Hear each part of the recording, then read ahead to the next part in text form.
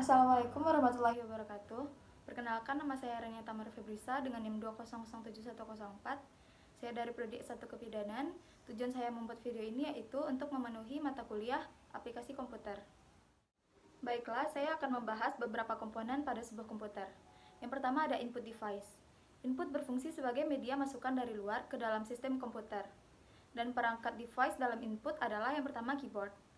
Keyboard adalah sebuah perangkat masukan yang digunakan untuk memasukkan data berupa huruf, angka maupun simbol tertentu, serta melakukan perintah-perintah untuk menyimpan file dan membuka file.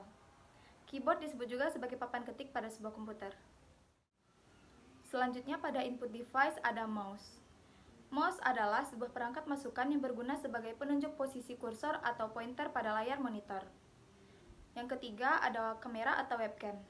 Webcam adalah sebutan bagi kamera real-time yang gambarnya bisa diakses atau dilihat melalui www atau World Wide Web.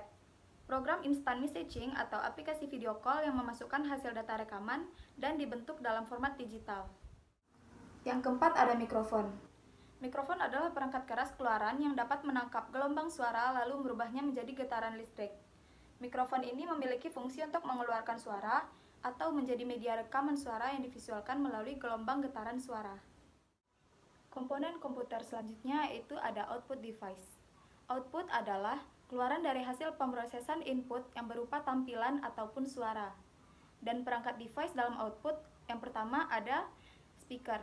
Speaker adalah perangkat keras keluaran atau output yang berfungsi untuk mengeluarkan hasil pemrosesan berupa suara dari komputer. Yang kedua, dengan output device ada printer. Printer adalah perangkat keluaran yang digunakan untuk mencetak data seperti gambar atau foto, tulisan pada media kertas. Output device selanjutnya, yang ketiga ada monitor. Monitor adalah sebuah perangkat keluaran yang digunakan untuk mengeluarkan hasil pemrosesan yang dilakukan oleh komputer berupa informasi yang dibutuhkan oleh orang yang memakai komputer. Yang keempat ada proyektor. Adalah perangkat keras yang mengintegrasikan sumber cahaya, sistem optik elektronik, dan display dengan tujuan untuk memproyeksikan gambar atau video ke dinding atau layar. Komponen komputer selanjutnya yaitu ada proses device atau perangkat proses, yang berfungsi untuk mengolah data dari input atau masukan, kemudian mengeluarkannya, output berupa informasi. Dan perangkat device dalam proses adalah yang pertama prosesor, atau otak dari komputer. Prosesor adalah perangkat keras yang berguna untuk melakukan pembacaan, pengertian, dan melaksanakan perintah dari pelaksanaan program. Perangkat proses selanjutnya itu ada RAM atau Random Access Memory. Adalah tempat di mana kita menemukan instruksi-instruksi yang hendak dikerjakan dan sebagai media penyimpanan sementara. Yang keempat ada motherboard atau terminal. Adalah papan sirkuit utama yang berguna sebagai tempat macam-macam komponen elektronik yang saling terhubung yang memiliki chip BIOS, port, slot, dan jalur konektor sebagai penghubung dari masing-masing perangkat. Komponen komputer yang terakhir yaitu ada penyimpanan atau storage device. Media penyimpanan berfungsi untuk menyimpan data-data dari komputer, dan perangkat device dalam penyimpanan yang pertama ada hard disk. Adalah perangkat keras yang terbuat dari bahan kaku yang berlapisi piringan magnetik oksida yang mempunyai kapasitas penyimpanan yang sangat besar.